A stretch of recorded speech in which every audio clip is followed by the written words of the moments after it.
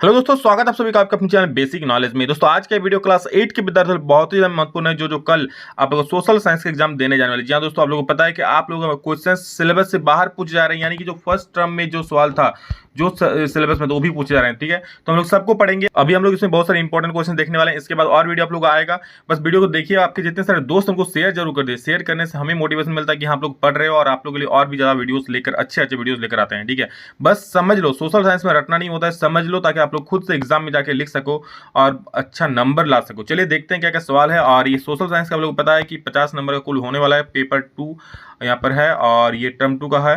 चलिए देखते हैं, इसमें आप लोग अति लघु उत्तरीय प्रश्न रहेगा, लघु उत्तरीय प्रश्न रहेगा और दीर्घ उत्तरीय प्रश्न रहेगा। इस प्रकार का पेपर रहेगा। चलिए कुछ इंपॉर्टेंट क्वेश्चन हम लोग आप लोग जो एग्जाम में आने की संभावना है उसको देख लेते हैं।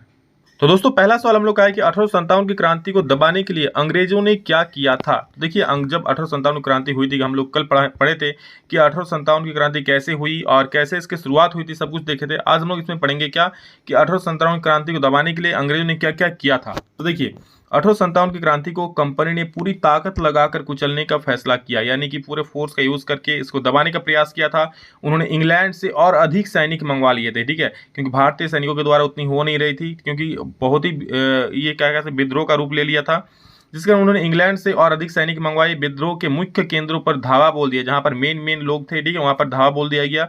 विद्रोह को सजा जल्दी देने के लिए नए कानून बनाए, और जो इसके सपोर्ट में थे, 1857 की क्रांति में जो इन्वॉल्व थे, ठीक है, उनको सजा दिलाने के लिए एक नया कानून लाया गया कि जल्दी से जल्द उनको सजा दिया जाए, ताकि लोगों के मन में खौफ बैठ जाए। दिल्ली पर कब्जा कर अंतिम मुगल बादशाह बहादुर शाह द्वितीय पर मुकदमा चलाकर और आजीवन कारावास की सजा देकर रंगून जेल भेज दिया गया। और क्या हुआ, दिल्ली पर कब्जा कर लिया गया और अंतिम मुगल बादशाह जो थे बहादुर शाह द्वितीय, उन पर मुकदमा चलाया और उनको आजीवन कारावास की सजा दे दिया गया और रंगून जेल उन्हें भेज दिया गया। सैकड़ों सैनिकों, विद्रोहियों, नवाबों और राजाओं को फांसी पर लटका दिया गया। तो ये दोस्तों इस प्रकार से बहुत ही मतलब जोरदार यहाँ प्रयास किया गया था कि 1857 की क्रांति को दबाया जा सके। ठीक है, इसके लिए उन्हें बहुत सारे लोगों को मारा गया, बहुत सारे लोगों को फांसी दिया गया और बहुत सारे नए नए कानून लाए गए और इस प्रकार उन्हें 1857 क्रांति को दबाया गया था। ठीक है, तो आगे देखिए अगला सवाल क्या हम लोग का, भारतीय ऐसा क्यों सोचते थे कि उन्हें ईसाई बनाने आए हैं। ठीक है, अब जब अंग्रेज आया तो भारतीय क्या सोचने लगे कि अंग्रेज उन्हें ईसाई बनाने आए हैं। तो ऐसा क्यों सोच था भारतीयों का, तो देखो क्यों सोच था।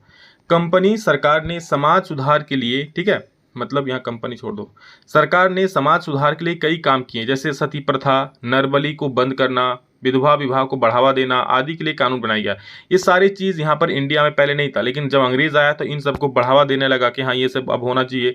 हालांकि ये जो थे ये भारतीयों के हित के लिए थे। ठीक है, ये भारतीयों के लिए हितकर थे, लेकिन भारतीयों को लगा क्या कि अंग्रेज भारत में अंग्रेजी सभ्यता का प्रचार चाहते हैं, क्योंकि ये भारतीयों में पहले भारतीय शासन व्यवस्था में नहीं था। ठीक है, भारत के लोग ऐसा नहीं करते थे, लेकिन जब अंग्रेज ऐसा करवाने लगे तो क्या सोचे भारतीय लोग कि अब ये अंग्रेजी सभ्यता का प्रचार कर रहे हैं। अंग्रेजी शिक्षा, स्त्री शिक्षा, रेल, डाक व तार आदि का विस्तार होने लगा। और क्या होने लगा, अंग्रेज सभी को शिक्षा देने लगा, स्त्री लोगों को भी, मतलब लड़कियों को भी शिक्षा देने लगा, सभी को पढ़ने का हक मिलने लगा।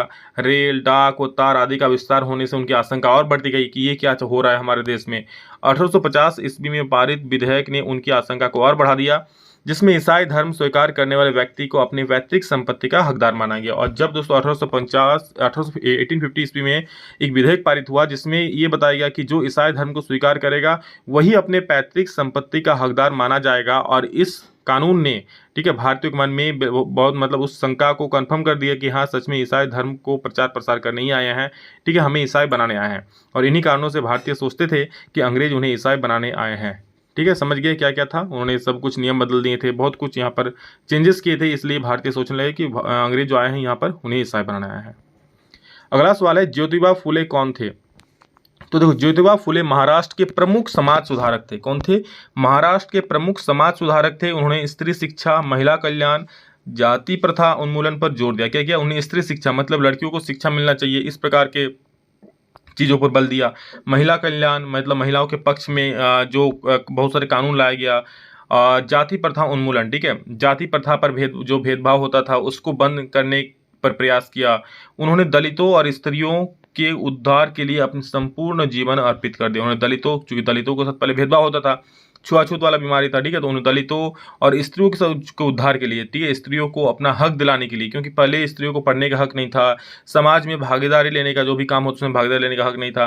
तो ये सब दिलाने के पक्ष में उन्होंने अपना पूरा जीवन अर्पित कर दिया, किसके? दलितों और स्त्रियों के उद्धार के लिए। समझ रहे हो क्या क्या किया? स्त्री शिक्षा मतलब लड़कियों को शिक्षा मिले, महिला कल्याण कि यहाँ महिलाओं को भी समाज में बराबर का हक मिले, जाति प्रथा की, चलो जाति के आधार पर किसी को ऊंच नीच नहीं मानना, इन सब चीज़ों पर उन्होंने जोर दिया और इस पर अपना पूरा जीवन अर्पित किया। अगला सवाल है दोस्तों, 19वीं शताब्दी में लोग लड़कियों को स्कूल जाने से क्यों मना करते थे? देखो 19वीं शताब्दी, अभी कोई लड़कियों को स्कूल जाने से मना करते हैं क्या? अब भी बहुत सारे दोस्तों ऐसा है, ऐसा सोच वाले कि चलो लड़कियों को स्कूल जाने नहीं देंगे, लड़की पढ़ लिख लेगी क्या करेगी, तो तब भी ऐसा सोचता देखो क्या है, क्यों मना करते थे तब? 19वीं सदी में लोग लड़कियों को स्कूल जाने से मना कर रहे थे क्योंकि उनकी धारणा थी, क्या धारणा थी? कि यदि लड़कियां स्कूल जाने लगेंगी तो वह घरेलू कामकाज पर ध्यान नहीं देंगी। अब क्या था कि अगर लड़कियां स्कूल जाने लगेंगी तो वह घरेलू कामकाज पर ध्यान नहीं देंगी, सार्वजनिक स्थलों से होकर गुजरने से वह बिगड़ जाएंगी। और सार्वजनिक स्थलों मतलब बहुत सारे लोग रहेंगे, बहुत सारे लोग मिलेंगे, बहुत सारे लोगों को देखेंगे तो वो बिगड़ जाएंगी और वो मतलब फिर अलग ढंग का हो जाएगा। तो इसलिए दोस्तों यहाँ पर महिलाओं की शिक्षा के विरोध में था और लड़कियों के स्कूल जाने से मनाही थी, ठीक है। अगर स्कूल जाएगी तो पढ़ लिख लेगी तो घर का काम काज नहीं करेगी, तो इसलिए यहाँ पर स्कूल नहीं भेजा जाता था। अगला सवाल देखिए क्या है कि सती प्रथा पर रोक लगाने के लिए राजा राम मोहन राय ने क्या प्रयास किए? सती प्रथा पर देखो क्या है, राजा राम मोहन राय महिलाओं के लिए ज्यादा स्वतंत्रता व समानता के पक्ष में थे। क्या थे? कि महिलाओं को स्वतंत्रता मिले, उन्हें समानता मिले, समाज में अपना हक मिले। वो इस बात से दुखी थे कि विधवा औरतों को अपनी जिंदगी में भारी कष्टों का सामना करना पड़ता था, ठीक है। और उन्हें क्या लगता, वो इस बात से दुखी थे, उन्हें दुख होता था कि विधवा औरतों को अपनी जिंदगी में भारी कष्ट करना पड़ता था। उन्हें शास्त्रों का सहारा लेकर ये समझाने की कोशिश की गई, धर्मशास्त्रों में भी सती प्रथा का विरोध किया गया है, ठीक है। उन्होंने शास्त्रों का सहारा लिया और बताया गया कि देखो धर्मशास्त्रों में भी सती प्रथा का विरोध किया गया। उन्होंने स्त्रियों के प्रति मानवता और दया की भावना उभारने का प्रयास किया, ठीक है। उन्होंने क्या किया? स्त्रियों के प्रति मानवता और दया की भावना उभारने का प्रयास किया। उन्होंने विलियम बेंटिक को प्रेरित किया कि वह इस प्रथा को दूर करने के लिए अपना पूर्ण समर्थन दे। और तब दोस्तों जब अंग्रेजी शासक थे, विलियम बेंटिक जो थे, ठीक है, गवर्नर वहाँ गए, तो उन्होंने क्या किया? इस प्रथा को दूर करने के लिए अपना पूर्ण समर्थन देने की बात कही। और उनके ही अथक प्रयास से, किनके प्रयास से सती प्रथा पर उन्मूलन अधिनियम, मतलब राजा राम मोहन राय के अथक प्रयास से जो सती प्रथा पर उन्मूलन अधिनियम विलियम बेंटिक द्वारा 1829 ईस्वी में पारित किया गया और सती प्रथा को वहां पर समाप्त किया गया था, ठीक है। तो अगला सवाल देखो क्या है, डॉक्टर अंबेडकर ने मंदिरों में प्रवेश का आंदोलन क्यों चलाया? तो देखो डॉक्टर अंबेडकर ने मंदिरों पर जो प्रवेश था वो आंदोलन उस पर क्यों चलाया? तो देखो क्या हुआ था वहाँ उस वक्त कि डॉक्टर अंबेडकर महार जाति के थे, ठीक है। महार मतलब कि नीची जाति का लोग होता है, जो अछूत मानी जाती थी, समझ रहे हो। उन्हें सवर्णों के साथ उठने बैठने की इजाजत नहीं थी। स्वर्ण मतलब जो थोड़ा ऊंची जाति के लोग थे, तो उसके साथ उठने बैठने की बात करने की इजाजत नहीं थी उन्हें।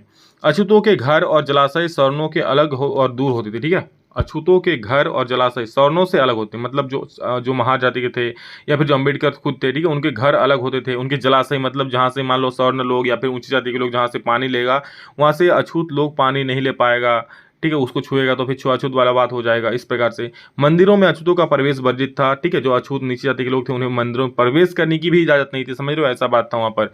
अछूतों को शोषण से मुक्ति दिलाने, उन्हें समाज में समान अधिकार दिलाने के लिए 1927 ईस्वी में मंदिर प्रवेश के लिए आंदोलन किया। और क्या किया? ये सब देखकर डॉक्टर अंबेडकर को बहुत खराब लगा कि बिल्कुल एक समाज में इस तरह का भेदभाव क्यों। तो उन्हें अछूतों को शोषण से मुक्ति दिलाने के लिए, जिस प्रकार बड़े जाति के लोग जो उन्हें शोषित करते थे, उनका शोषण होता था, ठीक है, मंदिरों में प्रवेश पर रोक था, उठने बैठने की इजाजत नहीं थी। जहाँ से बड़े लोग पानी पिएंगे जिस जलाशय से, वहाँ से अछूत लोग मतलब छोटी जाति के लोग पानी नहीं ले सकते हैं। तो इस सब को दूर करने के लिए और समाज उन्हें समान अधिकार दिलाने के लिए 1927 ईस्वी में मंदिर प्रवेश के लिए आंदोलन किया कि चलो मंदिर में क्यों नहीं प्रवेश होगा, सब कोई मंदिर में प्रवेश करेगा, और इसलिए आंदोलन शुरू किया था, समझ रहे हो। अगला सवाल है, क्या दयानंद सरस्वती ने शिक्षा पर विशेष जोर क्यों दिया? तो देखो दयानंद सरस्वती अशिक्षा को भारत के पिछड़ेपन का सर्वप्रमुख कारण मानते थे। अब बिल्कुल सही बात है दोस्तों, अशिक्षा मतलब जहां शिक्षित नहीं होंगे लोग, वो देश को आगे कैसे बढ़ा पाएंगे, ठीक है। तब तो देश पिछड़ ही जाएगा ना। मतलब खुद अगर आप शिक्षित नहीं होंगे तो अपने घर को कैसे आगे बढ़ा पाओगे। तो इस चीज का दयानंद सरस्वती यही मानते थे कि अशिक्षा को भारत के पिछड़ेपन का सर्वप्रमुख कारण मानते थे। वे स्त्री शिक्षा के पक्षधर थे, ठीक है। वो क्या चाहते कि स्त्री भी पढ़े लिखे आगे बढ़े, उसके पक्ष में थे उनके शिक्षा के। उनका विचार था कि सती प्रथा, जाति प्रथा, छुआछूत, विधवा, पुनर्विवाह आदि शिक्षा के माध्यम से ही ठीक किया जा सकता है। और उनका क्या मानना था कि जो भी है समाज में सती प्रथा जो है चलन आ रहा है, जाति प्रथा का जो चलन आ रहा है, जो छुआछूत की बीमारी चली जा रही है, विधवा पुनर्विवाह जो यहाँ पर सब कुछ है, ठीक है, इनके माध्यम से लोगों में जागरूकता कब कब बढ़ेगी इनके लिए, जब लोग शिक्षित होंगे। आदि शिक्षा के माध्यम से ही ठीक किए जा सकते हैं, इसलिए उन्होंने शिक्षा विशेषकर स्त्री शिक्षा पर विशेष जोर दिया था। समझ रहे हो? तो ये था दयानंद सरस्वती का विचार, और ये था दोस्तों आप लोग कुछ महत्वपूर्ण क्वेश्चन। इसके बाद आप लोग का जो टर्म 1 है उसको भी मैं लेकर सवाल आऊंगा, क्योंकि उसको भी पढ़ लो।